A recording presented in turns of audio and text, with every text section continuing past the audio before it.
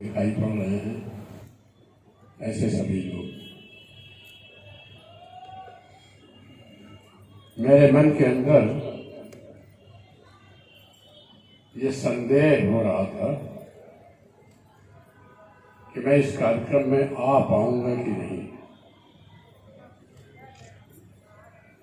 आप देख रहे होंगे मैं एकदम चुपचाप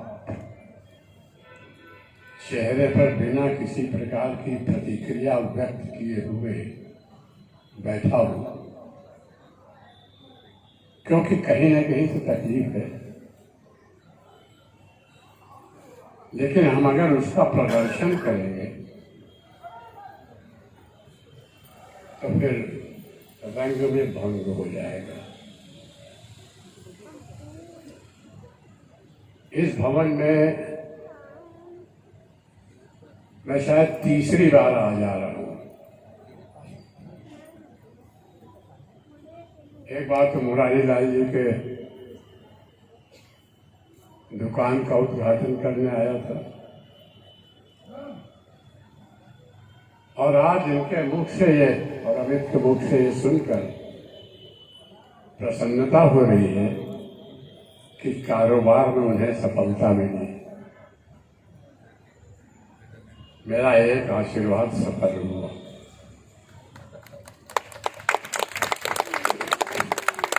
अच्छा लगता है। मधी जी की स्मृति में अभी बहुत कुछ सुना हमने, गुरु जी के बारे में भी सुना, लेकिन प्रत्येक व्यक्ति के परिवार में नारी की बहुत बड़ी भूमिका होती है। छोटी छोटी सी बात का उल्लेख करके मैं अपनी बात कहूंगा। चाहे हम व्यवसाय करते हो, चाहे कहीं के कर्मचारी हो, चाहे खेल कूद में लगे हो, थक करके घर आते तो पत्नी पहला सवाल पूछती है, क्या खाओगे, क्या बनाओगे? और अगर देर हो गई तो कहती कि चलो खाना खा लो। ये केवल पति प्रेम नहीं है, ये परिवार के प्रति दायित्व का निर्वहन है जो केवल नारी करती है। और फिर इसके बाद हम तो सो जाते हैं, वह चिंतन करती है। नारी के चिंतन और मनन का समय होता है जब पुरुष सो जाता है, तब वो जागती है। कल की योजना क्या है, बच्चों को विद्यालय कब भेजना है, उनके लिए क्या तैयारी करना है, उनके बस्ते में क्या चीज है, पति को दुकान खोलने जाना है तो साथ में कुछ टिफिन जाएगा या नहीं, बच्चे कक्षा में अच्छा स्थान पाए इसके लिए उसकी पढ़ाई ठीक से हो। इन सब चीजों का चिंतन नारी आँख के सो जाने के बाद जाग करके करती है।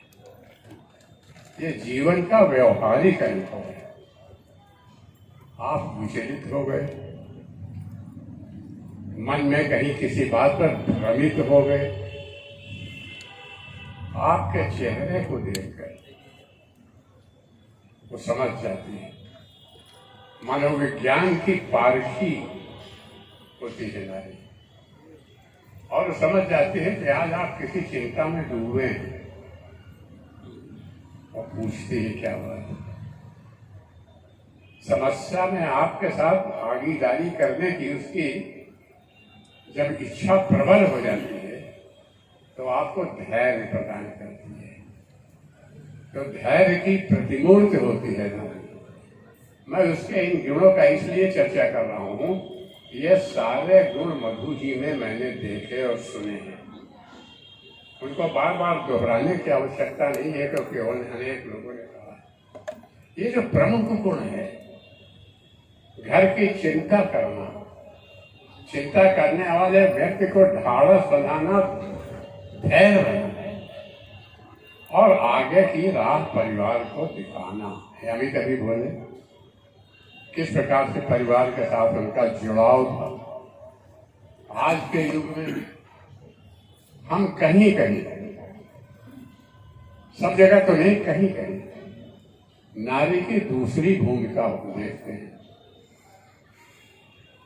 उसके अंदर कहीं न कहीं स्वाभिमान के बजाय आत्माभिमान जागने लगा है।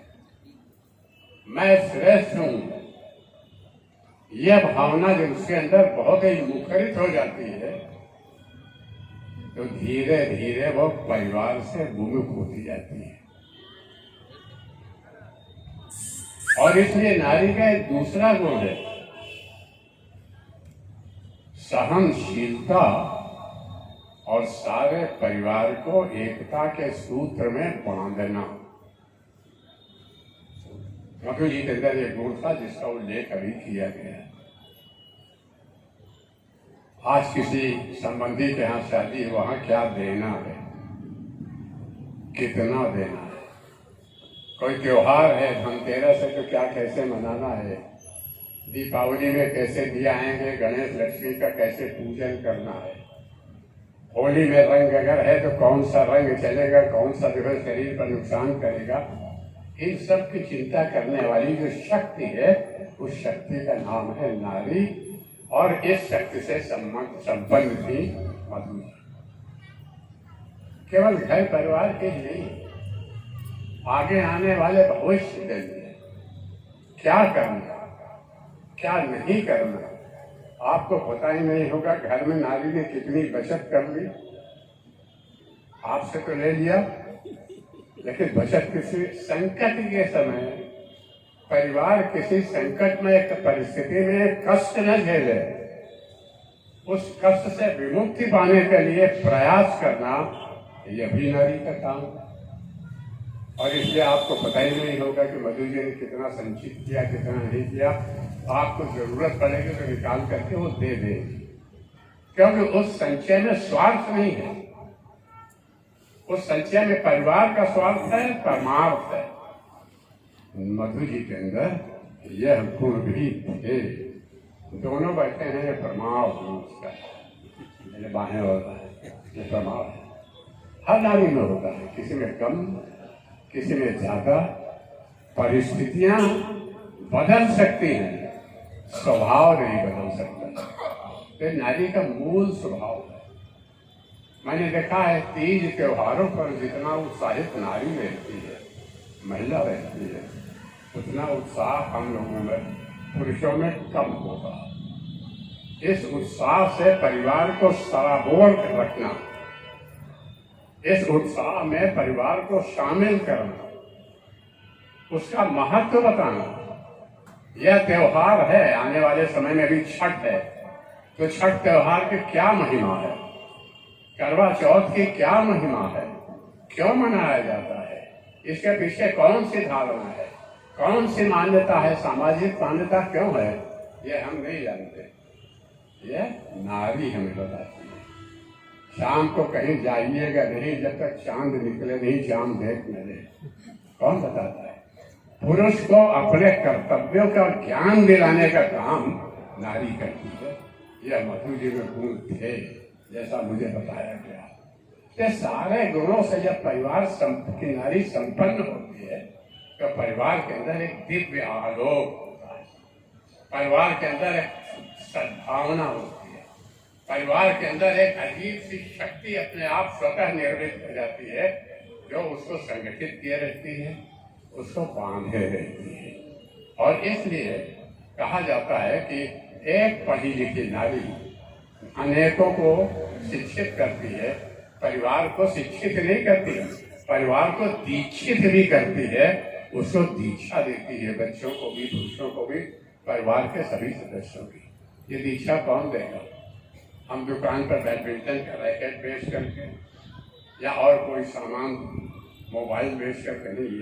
ये दीक्षा हमको, ये शिक्षा हमको नारी देगी घर पर, जब हम जाएंगे तब। इसलिए उनके गुणों का सत्कार करने का, आज हम इस प्रकार के आयोजन में यहाँ बैठे हुए हैं।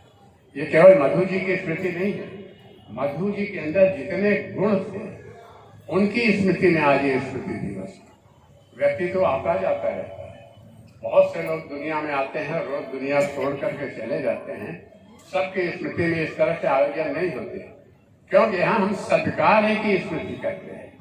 यहाँ हम अपने अंदर नारी के जो सद्गुण है उनको आत्मसात करने के लिए उसकी स्मृति करते हैं।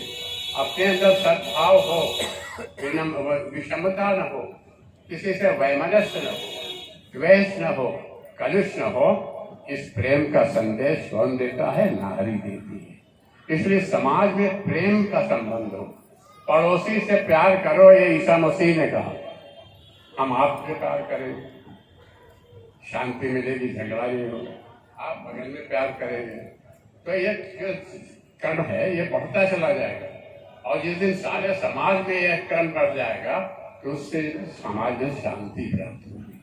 अनेक इस प्रकार को तो शांति का संदेश कौन देती है? शांति का संदेश नारी देती है। शांति रहे समाज में, हम सब मिलजुल करके रहें। यह सद्भाव, यह प्रेरणा का केंद्र अगर है तो नारी है। और इसीलिए भी इतने लोगों ने यहाँ मधु जी के गुणों की चर्चा की। वो सबकी प्रेरणा का केंद्र थी। अपने व्यवहार से, अपनी कार्य कुशलता से, अपने प्रेम से, और इस सबके ऊपर हम मनुष्य हैं। मानवता हमारा धर्म है, इसलिए परोपकार से परोपकार की भावना उनके अंदर थी। वह संदेश उन्होंने जो हमें दिया है, उस संदेश को आत्मसात करने के लिए आज इस प्रकार हम स्मृति दिवस का आयोजन कर रहे हैं। मैं आप सबको बहुत बधाई देना चाहता हूँ। बहुत बातें की जा सकती है, मैं बहुत आपको बधाई देना चाहता हूँ। मधु जी को मैं अपने शब्द सुमन अर्पित करना चाहता हूँ कि इन्होंने इतना भरा पूरा परिवार, और ये केवल भरा पूरा परिवार नहीं है, दीक्षित परिवार, यह आधुनिकता के रंग में रंगा हुआ, अपनी परंपराओं, संस्कारों और अध्यात्म से जुड़ा हुआ परिवार है। वरना अगर केवल आधुनिक परिवार होता तो अब तक लोग आते और पूछते कहाँ मधु जी की तस्वीर रखी है, 2 फूल चढ़ाते और चले जाते। ये संस्कार नहीं। तो संस्कार युक्त परिवार को जन्म देना, उसके अंदर इस प्रकार के सद्गुणों की स्थापना करो, ऐसे व्यक्तित्व का आज के दिन हम स्मरण करते हैं। और मैं अपनी ओर से उनको एक बार पुनः श्रद्धा सुमन अर्पित करते हुए अपनी वाणी को विराम देता हूं। अब समापन जो है ये नीलू जी के भजन से होगा। नीलू जी भजन सुना करके आज का कार्यक्रम का समापन करेंगे। और सब लोगों से निवेदन है हाथ जोड़ करके कि सत्संग समाप्ति पर जो लोग भी जाएंगे वो प्रसाद लेके जाएंगे। बिना प्रसाद कोई नहीं जाएगा, प्रसाद की व्यवस्था है, प्रसाद लेके जाएंगे। नीलू जी बस भजन सुनाए, भजन समाप्त होने के बाद में सब लोग जा सकते हैं। एक लाइन बोलना चाहता हूँ, अगर आपकी